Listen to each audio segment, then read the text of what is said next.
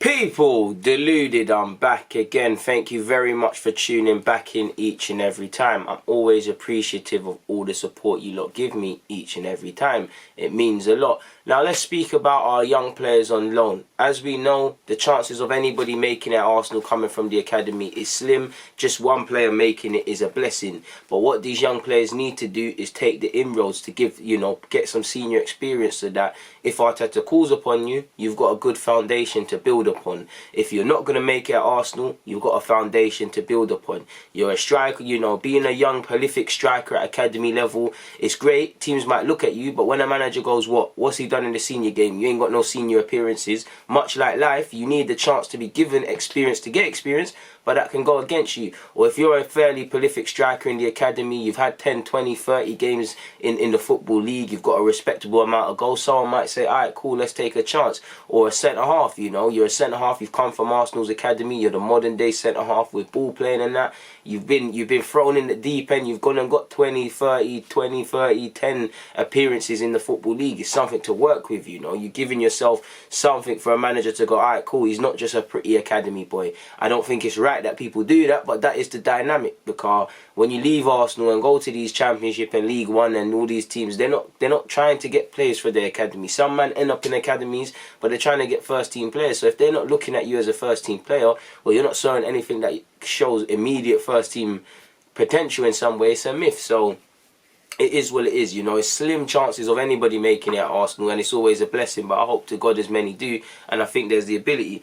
But let's move. Now, Zach Medley, who I think is having a very promising loan spell at Gillingham FC. 2 games, 2 contrasting performances against Sunderland. They lost against Sunderland. They were down to 10 men. They even missed a penalty. They missed a penalty of their own. It was all a shambles. Medley, quite harsh, but he conceded a penalty against Sunderland. I think it was a harsh one, but I guess if he watches it back, there's things he could do again. If you want to see it, just go and look at Gillingham versus Sunderland's highlights. Simply put, people. It was quite sad for him, but it is one of those days. Sunderland's a game to forget. They bounced back against Crewe. He showed a good composing performance and gave a good account of himself against Crewe. So he did what he needed to do, and Medley's getting better and better each game, and I think he is one of the players I wanted to go out on loan the longest, because I think he's someone that would benefit from it. He's badded up the academy scene, he's got the composingness on the ball. Now it's about playing against grown men strikers that are trying to get out the league, playing against target men, poachers, sharpshooters, false nines, all of these sort of guys and stuff. Medley must have learned a lot already, already being at Gillingham. He's lost his place in the side, he's regained it, he's conceded a pen. The last loan report I'm sure I did, there was a goal that I think he could have done better in. You don't immediately learn these lessons at under 23s level, so for me, it's a good opportunity for him. They did what they needed to do. Sunderland was a bad game, they reacted against Crewe. Trey Coyle is still having to be very patient for minutes. He only got 9 or so minutes against Sunderland. He played 55 v Crewe. He tried to get involved. He did alright with a number of touches, but it's a bit disappointing that I'm not seeing him start and get 90 minutes. But he's got to earn that, I guess, and got to do what he can to give their manager a headache and say, I need to play him. Harry Clarke, for me again, he had a good game. He got 90 minutes in the defeat against Salford, which I'm sure he wants to forget. Against Cheltenham, he had a great game. He scored. He scored a convincing header that nicked 3 points, I believe. Just by watching the highlights, he cleared a shot off the line. He looked fairly composed in everything that was asked of him, and he's just growing in confidence more and more being at Oldham. And again, another one I felt could benefit from playing first team football somewhere, because I think he's going to have a decent career somewhere. For Medley, for Ballard, for Mcguiness, for all of these centre-halves, it's a bit of a political one. So I think the best thing you could have done is go and give yourself some game time elsewhere, and I think they've all got a foundation. I'd be surprised if one of Medley, Mcguiness, Medley, I'm losing my mind now. Medley, Mcguiness, Clarke, all of these young centre-halves, I'd be surprised if at least one of them isn't picked up by a Championship League One club on a permanent basis. So Clarke's playing well, like I said, anytime you score, you love it. As a defender, it's nice for him to score, but, I'm more concerned about shaving that shot off the line. He looked composed with all of what he was required to do. So, yeah, man, they bounced back from the defeat against Salford and put a good performance in against Cheltenham. Mark Mcguiness, obviously, you saw at the weekend against Crewe, forgive me if I'm wrong, he kept a clean sheet in his second start for them, and it's another clean sheet for him. You know, like Medley against Sunderland, he conceded a penalty midweek against for Ipswich against Sunderland. Is a bit of a harsh one. It's not that he fouled anyone or pulled a shirt. His teammates kicked it into his hand. There's nothing he can do, and he's been given a penalty against the team, and I believe that proved to be the winner. So it was very unfortunate, very unfortunate. There was a couple of times I think he gave a good performance of himself, but he did show his rawness. He tried to intercept when he didn't need to, and he could have stood off. You know, he stood off when he needed to put a foot in. But other than that, good performance.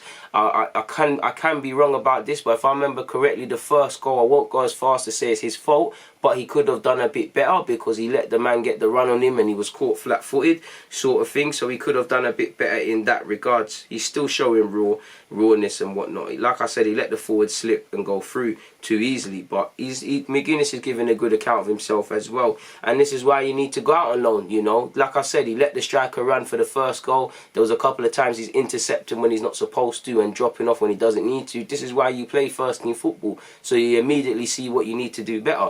You get away with this a lot of times at 23's level. Here there's no hiding place because everybody can see it. You're fighting against other men to prove that you deserve to play. Nobody cares that you're a young academy lad. Now for James Olayinka, it's tough, and you know, Southend have a real big prospect of being relegated from League 2. He played 90 minutes for for Southend. Obviously they lost 3-0 to Bradford.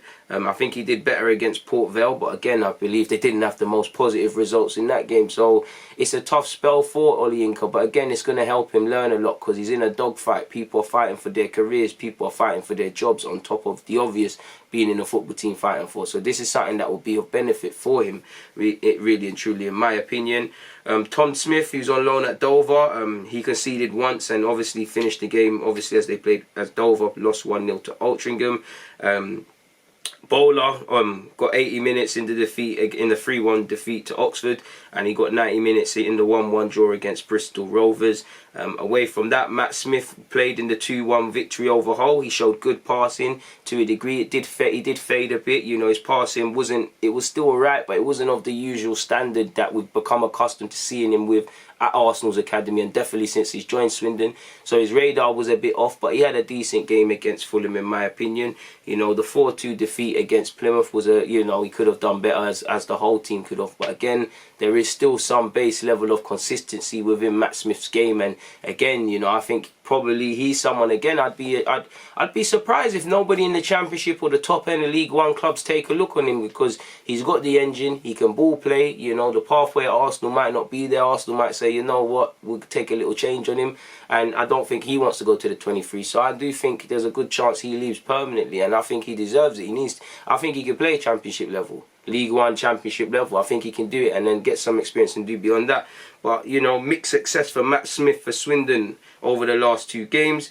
Ben Sheaf, if you watch the game against Reading, he could have done better for one of the goals, but convincing performance in midfield for Coventry everywhere. Buzzing like a bumblebee, putting his foot in, intercepting, recycling the ball well. He did very well, people, very well. And just by looking at the stats, courtesy of Sky Sports, out of 48 passes, he completed 41. He created 1 chance. He made 3 interceptions, 2 clearances, won the ball 1 possession 8 times, made 1 block, and had 65 touches in all, people. Like I said, man, he was good. He was tenacious out of possession. He was confident in possession. And he's another one that, if he isn't going to join Coventry on a permanent basis, will get a move. He's of the age where he needs to move on, potentially, if it isn't going to happen here.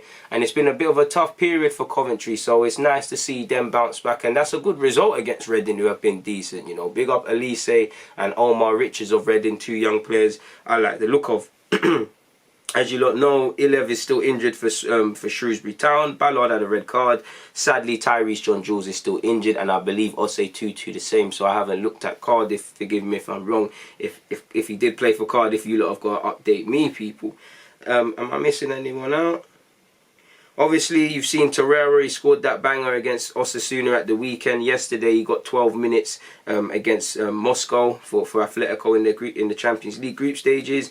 Obviously, Guendouzi played his first 33 minutes for Hertha Berlin off the bench. Obviously, you want to see him play a bit more, but he's working his way back from COVID. I don't think I'm missing any players out, and if I am, I apologise, but these are the players I paid attention to over this loan spell. So hopefully, you know, there's more to come from these young men. On that note, people, deluded, I'm out.